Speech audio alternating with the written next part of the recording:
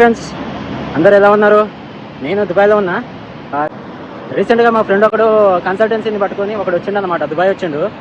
Dubai వస్తే ఏమైందంటే వాడికి 2 లక్షలు 3 లక్షలు ఇచ్చిన తర్వాత వాడు ఏమని చెప్పిండు అంటే మంచి జాబు, సేల్స్మెన్గా జాబ్ చేపిస్తా అని చెప్పారు. సేల్స్మెన్గా జాబ్ చేపిస్తా అని చెప్పిన తర్వాత ఇక్కడికి వచ్చి చూస్తే ఆడు సేల్స్మెన్ కాదు, పెట్రోల్ బంకులో పెట్టించిండు అనమాట. పెట్రోల్ బంకులో పెట్టిస్తే వాడికి నెలకు 50,000 నుంచి 60,000 అని చెప్పిండు. వాడు ఇక్కడికి వచ్చి చూస్తే 20,000 నుంచి 25,000 వస్తున్నాయి. ఇంకా దాంట్లో అకామిడేషన్, ఫుడ్ అన్ని కలిపి 50,000 వస్తున్నాయి. అన్ని బాగా వాడికి నెలకు మిగిలేది 25,000 మాత్రమే. దీనికి వాడు 2 లక్షలు కట్టి వచ్చిండు. ఈ 2 లక్షలు కూడాలంటే దగ్గర వాడు సంవత్సరం వర్క్ చేయాలి. అలాంటిది అవసరమా చెప్పండి? దుబాయ్కి ఎవరి మాటలు పడితే వాడి మాటలు నమ్మి ఇట్లా కన్సల్టెన్సీని పట్టుకొని అసలు రామాకండి. ఎందుకంటే ఇక్కడికి వచ్చినాక పరిస్థితి వేరే ఉంటుంది. ఇక నాకు ఇప్పుడు స్వెట్ ఎందుకు వస్తుందని మీరు అనుకుంటారేమో. ప్రజెంట్ నేను రన్నింగ్ పోయి వస్తున్నా, అందుకే కొంచెం స్వెట్ ఉంది. ఇప్పుడు ఎట్లాగో చల్లగుంది వెదరు, బ్లాగ్ చేద్దాం అనిపించింది చేస్తున్నా. ఓకే ఫ్రెండ్స్, ఇక్కడ ఇంకేమన్నా మంచి జాబ్స్ ఉంటే నేనే మీకు ఇన్ఫార్మ్ చేస్తాను నా బ్లాగ్స్లో.